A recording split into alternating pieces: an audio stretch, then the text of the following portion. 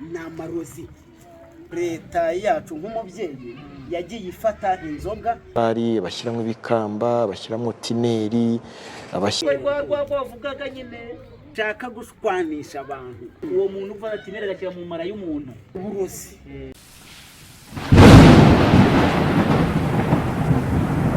Ladies and gentlemen, turabasuhuje abakunzi ba Musabyimana Jacques Channel, tubifuriza amahoro y'Imana kugira ngo akomeze kubana na buri wese ukurikira iyi channel Musabyimana Jacques. Turagarutse rero, ntabwo tugarutse uyu munsi tuje kuvuga ku bimera cyangwa se ku ndwara runaka. Tugahora tubabwira ngo ufite ikibazo ku ndwara runaka, jya muri comment wandike maze tugusubize kuko duhari ku bwanyu. Uyu munsi rero nk'uko bisanzwe turi kumwe na muganga Clement agiye kubasuhuza, ariko tugiye kuvuga ku kijyanye n'inzoga z'inkorano. Izi nzoga zimaze kumara abantu, izi nzoga abantu benshi usanga bari gupfa bishwe n'izi nzoga. Reka tubanze duhe ikaze umutumirwa wacu, niba ari umutumirwa, niba ari umusangwa simbizi, ariko ni umuntu mwari mukeneye, mwari mukumbuye, nabanza basuhuze. Ndabashuje cyane inshuti za Musabyimana Jacques, kugira ngo maze iminsi dukorana ibiganiro byinshi cyane ku bijyanye n'imiti. Ngenda basuhuje, Imana iduhane umugisha. Natwe reka dusuhuzanye rero, mugire amahoro. Komera cyane, nkora Imana kuvuza bari namwe. Rero tugeze hano turi kugendagenda, tunyuze iburasirazuba. Umuhanda twawutambagiye, twagenze turacoka. Turi kureba ku kintu cyitwa inzoga z'inkorano. Leta iri kugenda ifata, ugasanga iri kujya kuzimena, tugira ngo turebe ese koko ibi bintu byaba ari ukuri. Tugenda tubaza n'abaturage bamwe na bamwe, ese koko nta karengane kari kuzamo, izi nzoga koko ziri kumenwa ari inkorano, ese koko hari ingaruka zaba ziri kubageraho koko hataba harimo akarengane, ugasanga byenda se leta ntiyabigenzuye. Ariko benshi mu bo twagerageje kunyuraho, abenshi bose ababyeyi baravuga bati abana bacu ngiki kintu kibarangira no kungana nk'uyu nguyu abana nguko, kuko umubyeyi ntatinya gufata akana nk'aka akagotomeza bya biyoga by'ibikorano. ariko se kuri kongera ngo by'ibikorano inzoga ubone nziza. Aha, inzoga rero, inzoga si nziza, ariko byibuze hari ukuntu leta yacu nk'umubyeyi yagiye ifata inzoga ikareba uburyo ki yazitunganya, bigafata abantu batunganya inzoga, abantu runaka bashobora kuzitunganya, bakavuga ati uko byasa kose izi ngizi, ikareba uburyo ki yazitunganya, bigafata abantu batunganya inzoga, abantu runaka bashobora kuzitunganya, bakavuga ati uko byasa kose izi ngizi ntizagira ingaruka. Ariko mu rwego rwo gushaka amafaranga kw'abantu, bagakoresha, ndaza kubivuga muri tayito yawe, bagakoresha tayito umutwe w'ibi bintu ndibuze kuvuga, bagakoresha uburozi, kuko bagiye batubwira kuvanga amatafari. Urabona aya matafari ahiye, amatafari akayafata akayavanga agashyira mu nzoga, kugira bigende gute? ngera ko ibindi bintu birimo nk'ibyo Minisitiri w'Ubuzima yavuze, avuga ibijyanye n'amatafari, metanol, abashyiramo n'ibindi bintu byose abagira ngo bya binyobwa yafunguye biba ari byinshi, bitubuke, bikore vuba. Niba ari uburyohe zizana, niba ari simbizi, ibyo nibyo leta iri kugenda irwana nabyo. Bavuga tineri sinzi niba uyizi. Iyi bateze amarangi. Tineri ni ikintu gishobora kugera mu mubiri katonyangamo amara agahita ashya, kuko iyo ugasize no ku mwenda nko kuri iyi taburiya ihita ishya. Base nejya muzo nzoga nayo bakamena mu nzoga. Ni nayo mpamvu ibi bintu nabyise ngo tineri nayo bashyira mu nzoga. Tineri bakayifata, cyane rwose kuko hari cyangwa ibyo uzubwira ngo bashyiramo ngo na sukari guru nabigurazo bimbira mu kanya cyane rwose kuko cyangwa na za rovire turaza gukurikirana na Pakimaya. ikiganiro umuyobozi wa polisi y'igihugu mu Rwanda yagiye avuga kuri ibyo bintu uri kuvuga wagira ngo wabyumvise izo za supaguru bagashyira mu nzoga. none leta ko itemera uburozi uwo muntu ukoresha supaguru agakoresha ayo matafari yego ubwo ntabwo ari umurozi ngo uyu muntu rero kubera yuko leta yacu ni umubyeyi ngibakomanye imitwe icyakora iri guhana iri guhana iyo ntishaka kubyita uburozi ariko irababwira yuko ari ibikorano kandi bishobora kubangiza. batavuga ko ari uburozi ntabwo turi bubyemeranye. Ibyo bintu by'amatafari kuyubaka inzu ajya kubaka mu nda mu mara y'umuntu. Noneho tekereza iryo tafari ryageze mu tineri urayifata uyishyira no kuri taburo yanjye haje hirangi. Urabona nk'aya magambo yanditse urabona? Yego ndabona handitse muganga Clement. Ubu ushizeho tineri ugafura ntabwo byavaho. Ako kandi ngo sinumurozi wabwo arenze umurozi. Uzi se uwo n'umwicire kwica abantu urubozo. Wabuze impamvu ngo uhamagaye muri iki kiganiro se? Yego. Impamvu ngo uhamagaye muri iki kiganiro kwari ukugira ngo abantu batemera amarozi, kuko hari abantu bazi yuko amarozi ari ayo bazagenda agakubitana nabyo gutya kandi na mugenzi we ashobora kumuroga akamuha mu kigage akamuha muri bya muri rwa rwagwa rwakozwe mu buryo bw'urwagwa sembese ko wari urwakera rw'amasaka no bitoki bakenga bagatara abantu bakamurwagwa kuko ibyo ni urwagwa. Sinzi icyo ari cyo, ntabwo nzi icyo ari cyo, ariko nashakaga kukumvisha icyatumye nguhamagara. Cyatumye nguhamagara kugira ngo uduhurize bino bintu, noneho abantu bumve aho amarozi ari kugenda aturuka. Ubu ufite abantu benshi, twageze mu rugo iwawe twahasanze abantu benshi barwaye. Kandi barwaye iki? Barwaye amarozi. Yego. Abenshi bagiye kwa muganga biranga, ndetse n'umuyobozi wa polisi ari kuvuga abantu benshi bagiye bicwa n'ibi bintu. Muraza kubona aho bamennye inzoga zigera kuri litiro 60 kubera ibyo bintu, ndetse abantu benshi bakagenda bapfa bitewe n'izi nzoga. None se ababicuruza bo bari kubavuga iki? Ko ucuruza urumogi agacuruza kanyanga arafatwa akajyanwa mu kigo ngororamuco, agafungwa akanakatirwa. Yego. None se ugucuruza ibyo bintu izo nzarwa ntabwo ari urwa nabuze ko nabyitanye. Ucuruza ubwo burozi, ucuruza ubwo burozi uwo bwaba bamufata gute? Bamuca ngo amande bakamurekura. Bamuca amande kandi mu yandi magambo ni umurozi.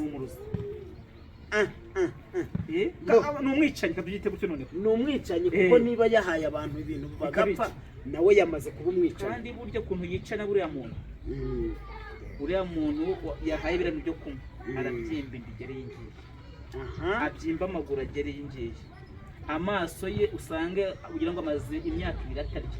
None se aho si babandi bwashize ubu ngubu ho ntabo twasanze, twasanze iwawe usanga inda zigera iriya atari uko afite inda, amaguru yarabyimbye n'ahandi harimo n'abarwayi bifitanye n'ibere yifite ko agiye urwara umwijima ajya kwa muganga ati urwaye umwijima.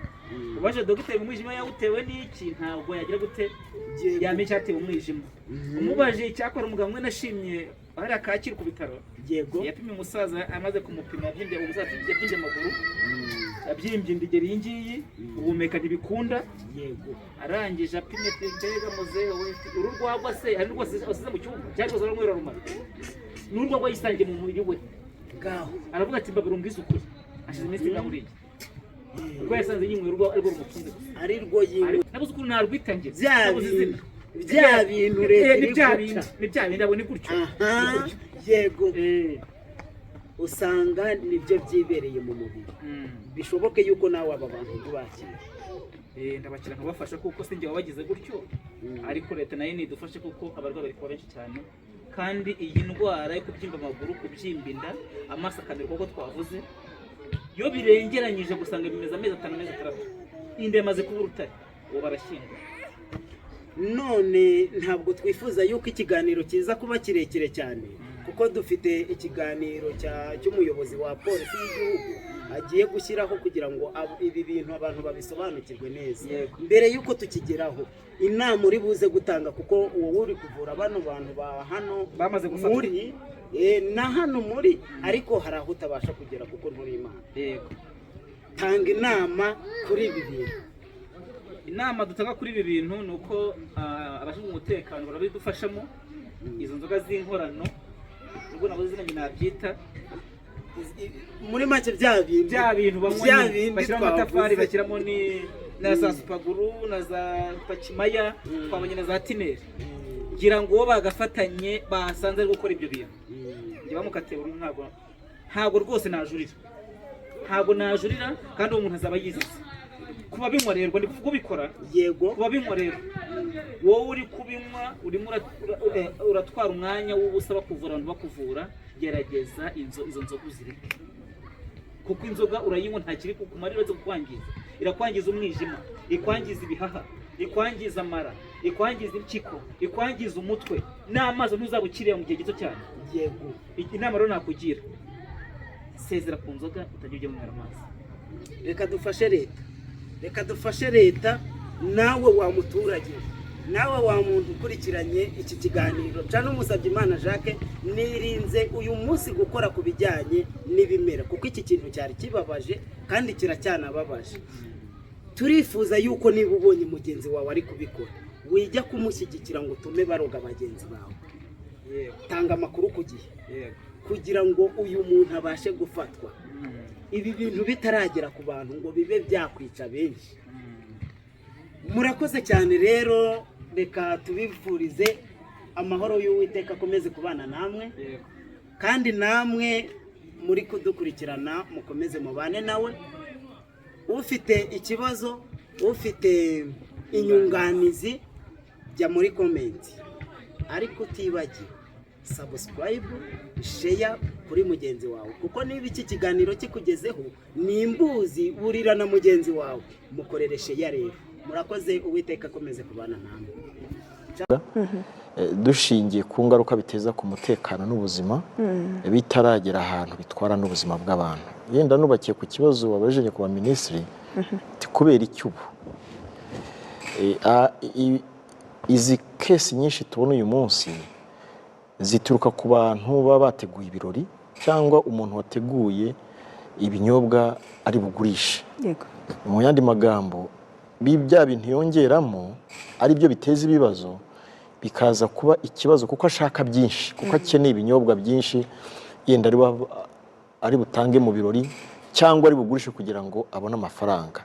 Noneho ibyo bintu bigasanga nibyo bituma habamo kwiyongera ko ibindi bintu birimo nk'ibyo Minisitiri w'Ubuzima yavuze avuga ibijyanye n'amatafari bashyiramo ibikamba bashyiramo tineri abashyiramo metanol abashyiramo n'ibindi bintu byose abagira ngo bya binyobwa yafunguye biba ari byinshi bitubuke bikore vuba. Ariko nanone dutangira zino gahunda z'ubukangurambaga kuva na mbere hose twavugaga ibinyobwa bihiye akenshi. Uyu munsi rero n'ibinyobwa bidahiye umutobe ubushera naho tukunze kubisangamo iki kibazo. Bivuze iki? Byo usanga atari ibyiyongereyemo gusa ahubwo imitegurire naho byateguriwe n'umwanya bimara birindire ko ababinywa babinywa n'ibikoresho bari bukoresha kuko hari usanga byabaye ikibazo cy'umwanda cyuko byateguwe nabi mu buryo budasukuye kandi bigategurwa mu bwinshi bigategurwa mu bikoresho bitogeje cyangwa byigeze kujyamo ibindi bintu bituma umuntu ubinyweye wese agira ingaruka zo kurwara mu nda akaba yaruka n'ibindi. Ibyo byose ni ingaruka. Rero icyo navuga ibi bitugaragariza uyu munsi ni ibyumvikanisha ko dukeneye gukora cyane mu by'ukuri kugira ngo turusheho kumvikanisha ikibazo n'abantu birinde. Kwirinda si ukundi turirinda tuburizamo ba bandi babikora ariko wenda tunigisha na ba bandi babikonsoma. Yende turaza kujya kuri icyo gice cy'ubukangurambaga ariko uko imbuga nkoranyambaga zigaragaza itangazamakuru rirabitwereka kurushaho kimwe n'uko hari n'ibindi tuburizamo. Nababwira ko natwe mu mezi 6 ashize twamenye ibinyobwa bitujuje ubuziranenge byakozwe mu buryo butandukanye butazwi butanemewe birenga litiro 100,000 hirya no hino bamukurikira wasanga n'ejo hari ibindi bamenwe uyu munsi ntashyize mu mibare biri hejuru ya litiro 100,000 tumena hirya no hino imbere y'abaturage tukabonaho no gutanga ubutumwa ibyo ni ikire dufatanye n'inzego z'abaturage tukabona amakuru tukajya aho byateguriwe mu ngo hahandi hatemewe tukabifata ariko nanone tunakurikirana bya binyobwa byitwa ngo ni iby'inganda zisa n'izemewe zidafite ibyangombwa ariko bikorwa mu buryo bwa shimi bavanga ibintu akaba afite akantu mu rugo iwe abo nabo turabafata tukabahagarika inzego zibishinzwe nka Rwanda FDA naho tukaza bagahabwa umurongo w'uburyo bagomba kubikora ibindi bigahagarikwa yewe ariko hari n'ibindi binyobwa bihiye noneho byo biduteza n'izindi ngaruka z'umutekano muke urugomo mu ngo ntabwo ari gake cyane hafi buri munsi hari bimwe mu bitangazamakuru byo mu Rwanda bivuga abantu bitanga ubuvugizi bw'abantu batabaza bavuga bati hano hari inzoga zitemewe hari abasore barazinywa bamara kuzinywa bakira mu bantu bakabakubita ibyo nabyo n'urundi rugomo ruturuka kuri ibyo binyobwa ni nuko tubona amakuru rimwe na rimwe cyangwa n'abatwihamagarira rero navuga ko kuba abaturage basigaye bahamagara bakavuga ati hano hari iki kibazo hari message bakiriye hari message bumvise ahubwo igikurikiyeho no gutera indi ntambwe kugira ngo tubigishe uburyo bagomba kuvuga ngo oya mbere yuko unywa ibinyobwa wabiteguye uti ese byateguranywe iki naho ubundi ntabwo higeze natwe ikibazo bibazo natwe turakibaza ikigage cyahozeho ubushera bwahozeho urwagwa rwahozeho yewe nizo bitaga inture zahozeho zategurwaga mu buryo zituma ko iyo zihiye zishya kuko ariko ntizitera ikibazo cyo ku muntu guhuma cy'umuntu gusara bivuze ko byategurwa mu buryo buri navuga ko organic sinzi ko nabyita mu buryo nyine buri bw'umwimerere hatongewe mu bya bindi mwahoze hatongemo bya bindi byo kugira ngo bishye cyane bibe byinshi abantu banywe basari rero navuga ko inyigisho twagiye dutanga mu bihe byatambutse hari icyo byatanze kuko nibura hari amakuru tubona ariko birumvikana iyo mibare minisitiri yavuze iraduha ko ari undi mukoro tugomba gukora cyane kurusha nyakubahwa minisitiri reka tugaruke ku bigomba gukorwa ariko mbere yuko tugenda ku bigomba gukorwa kuko ntabwo twarwanira urugamba tudakoresheje inzego z'ibanze nizo zibana n'abaturage nizo zimenya mu mudugudu hahengerwa baba bahazi ariko reka tugaruke ku mazina amwe n'amwe yitwa izi nzoga dundubwonko yewe umuntu sinzi uce amazina menshi umuntu akibaza ngo umuturage ufata umwanya wo kunywa iyi nzoga yamaze no kumva iryo zina we akwiriye kwigishwa n'ubumenyi buke bukiri mu baturage ni izihe mpamvu zishobora gutuma umuturage atera iyo ntambwe akageraho gufata ikintu nyine gifite n'izina rigaragaza ingaruka biza kugera ku buzima bwe ngira ngo abaturage babigenderamo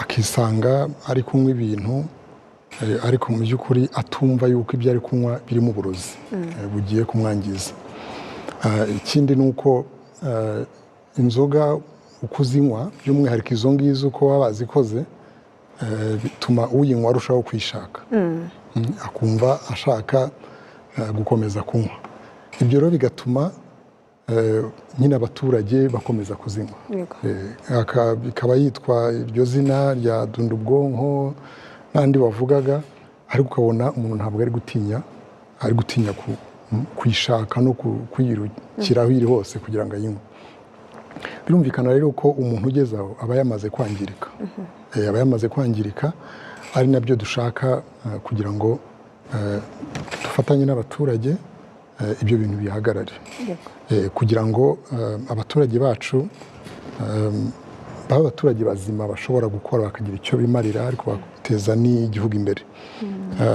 ingaruka zabyo ni nyinshi kuko hari kuba uriya muntu avanamo uburwayi abaturage babinywa bavanamo uburwayi hari uguhuma hari n'izindi ndwara zitandukanye ariko harimo n'urupfu harimo imibare twavuze ni imibare y'abaturage bapfuye kandi biturutse kuri ziriya nzoga zitandukanye. Ariko afande yaramaze no kubivuga n'ibijyanye n'amakimbirane mu miryango, aho usanga amafaranga yagombye kurihirira abana akabeshaho umuryango neza, bakarya indyo yuzuye, yashiriye muri izo nzoga, yashiriye mu tubari, cyangwa se banyweye basinze barakimbiranye, hakaba hazamo urugomo, bikagira uruhare rukomeye mu gusenya imiryango, kandi birumvikana bigira n'ingaruka ku bukungu muri rusange. Ni ikibazo rero tugomba abaturage bagomba kumva yuko nk'igihugu nka leta yabo ntabwo twabireberera bikomeza gutwara ubuzima bw'abaturage bibangiza muri ubwo buryo butandukanye, kandi ni ikintu tugomba gukora dufatanije n'abaturage ubwabo. Birakorwa gute rero? Hari ibyatangiye si bishya, hari ibyatangiye biri gukorwa, keretse niba afande hari icyo mwari mugiye kuvuga ku bijyanye n'iyi myumvire y'abaturage. Mbonye ntabwo nabura kubura icyo kuko iyo urebye mu kwezi kwa mbere kugeza ayo mezi atandatu atambutse hari aho byisubiriye, kandi twagezeyo turigisha nk'uko nyakubahwa minisitiri abivuze, usanga zino nzoga ziteye ku buryo uyisomyeho adahagarika. Ariko nanone muri kamere ibintu duhora mu twebwe buri munsi, gukura umuntu ku nzoga ntabwo byoroshye. Simbizi nimba ari mu Rwanda gusa cyangwa ari n'ahandi hose, ariko n'izisanzwe zitwa ngo ziremewe. Kubwira umuntu ngo gabanya iyo yatangiye ni bake cyane bagira ubwo bubasha. Bivuze ko umuti ni ukutazikoraho pe, ni ukutazigerageza iyo bigenze gutyo, ko niba uri bugerageze n'izisanzwe ubwo. Ariko no haza kuri izi ngizi ziteguye ku buryo zirimo ibintu bituma umuntu akomeza kugira irari yo gukomeza kunywa, kiba ari ikibazo gikomeye. Rero usanga ibyo bintu iyo byatangiye gutyo, ababikora benshi baba bizi ibyo yashyizemo. Ibyo yashyizemo ababizi, kandi abazi ko bitanemewe, ababizi. Gusa we icyo abagamije ni inyungu. Rero ikiba gihari aha ngaha ni ugukomeza none kuvuga ati nubwo, kandi reka nkwereke, ababikora ni bake bikangiriza benshi. Bivuze iki? Aba bakeya guhangana nabo byatworohera, ariko guca umuco wo kurarikira bizatugora. Ntabwo nabo ngo ibintu bizihuta cyane, ni ukwigisha, ni kwimana accessibility y'inzoga kugira ngo ntiziboneke, kugabanya mbese bigahenda kuba zakorwa no kuboneka, ariko no kwigisha abantu ko mu by'ukuri niba tuvuze tuti mu bikorwa by'ubukwe, mu bikorwa byo kugurisha mu tubari, kugira amakenga ni ikintu gikomeye cyane. Ni ikintu gikomeye cyane ku buryo umuntu agomba guhitamo neza. Ni nako ngira ngo nyakubahwa minisitiri yashaka kuvuga gufatanya. Gufatanya si ukubirwanya gusa, oya ni ugufatanya no kwifata igihe ubona ko ukeka ko imitegurire y'icyo kinyobwa, iyo mvuze ibinyobwa ni ibihiye n'ibidahiye, ni umutobe n'ubushera, n'ibishobotse jyana agacupa kawe k'amazi cyangwa witwaye icyo kunywa cye, tumere nk'abazungu niba ngombwa. Abazungu burya umutuye mu kirori akazana ibye yifuza bimugwe neza. Simvuga ngo tubitangire uno munsi, ariko reka tugerageze gukora neza. Navuga ko rero harimo ikintu cyo gutangira kureba uburyo twigisha gukora ku marangamutima y'abantu cyane, kugira ngo babandi bumva babikonsoma bagira amakenga babicikeho. Ariko mu gihe natwe dushakisha babandi bake nakwita ko ari babisahurira mu nduru bashaka kungukira mu bwinshi bw'ibyo kunywa, ariko bikangiriza abantu.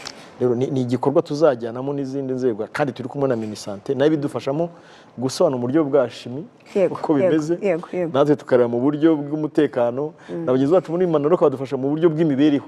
Kuko ibi byose ni bigari gupfa ni ikintu cya mbere gikomeye uyu munsi kiduhangayikishije, ariko noneho abasigara barwaye nabo ni ikindi kibazo, ariko bakabura n'intege zo kuba bakwikora ngo bahare n'ingo zabo. Ibyo ni ingaruka z'ibi bintu. Ngira ngo wica aha ngaha dukurikiye uyu munsi yica akabitekerezaho, nk'uriya ubivuze ati dore nsigiwe abana 3, natinyuka gute kongera kunywa ibinyobwa mukuru wanjye yanyoye agapfa? Ntabwo ari byiza ko turinda kwiga ari uko umuntu yapfuye. Nitwige yuko kubera ko twumvise amakuru. Hari biratuma mbere ko ngaruka kuri nyakubahwa minisitiri biratuma nanibaza muri ibi binyabutabire harimo metanol abantu bajya bibaza bati ubundi iyo metanol ivahe ko bayikura he mbere yuko bayishyira muri ibyo binyobwa se inzego zirarangara habaho uburanganire runaka umuntu ashobora kwibaza iva hehe afande minisitiri yabivuze minisitiri w'ubuzima Dr Sabe ko izi sanitayiza dukaraba uyu munsi kubera kwirinda ibyorezo bya Ebola Covid n'isuku isanzwe yewe n'izo alcohol zo mu masara bajya muri sato kiyogoshesha baducisha iyo bagucira imashini irimo rero bivuze ngo iboneka gute biroroshye kuko ubundi yinjizwa mu gihugu n'ibigo bizwi byabihera uburenganzira bikabikwa habugenewe ariko iyo itangiye gufungurwa igagenda ijya mu mafarumasi kuko mu mafarumasi nabo barayifungura noneho bamara kuyifungura abayikeneye bakagenda nko mu masaro kwa muganga mu koza ibyombo se muri za sanitayiza dukoresha aho hose birimo uburyo rero bayibona birashoboka ko iyo yamaze gusohoka mu maboko y'aba bandi babihera uburenganzira bishobora kurangira uyiguze muri farumasi wenda ayikoresheje ibindi bitari byo ariko nk'uko habaho n'ubundi buryo wenda babibona ntawamenya ariko ni ikinyabutabire cyinjizwa mu gihugu n'ababiherewe uburenganzira kandi babibika mu buryo bukwiye gusa uribuka umwaka utangira igihe twakoraga operasiyo hari aho twafashe nibura abantu batabifataga neza kuva icyo gihe barahagaritswe kubyinjiza mu gihugu no kubikwirakwiza mu bakiriya babishinzwe nkeka ko wenda rero ibyo tubona uyu munsi sinavuga ko ari ingaruka za metanol gusa ariko n'ingaruka z'ibindi byose nakubwiye birimo iryo tabi birimo za ruvire nyinshi birimo amatafari hari ibintu byinshi bashyiramo ntiwamenya sinzi yishima aho bayikuye ikintu cyose gitumye kiriya kinyobwa gishya ariko nanone twibukiranye hari n'ikibazo cy'isuku nke ntabwo byose bituruka n'isuku nkeya ashobora gutera ikibazo umuntu akaba yarwara mu nda agapfa bitewe n'imitegurire yabyo rero ntitubirebe muri metanol gusa ni ikibazo nibyo koko mu bimwe mu binyobwa ariko ikibazo kirenze metanol hari n'ibindi bintu bashobora gushyiramo bikaba byakwangiriza ubuzima bw'abantu reka tugaruke kwa nyakubahwa minisitiri twari twakomeje ku ngamba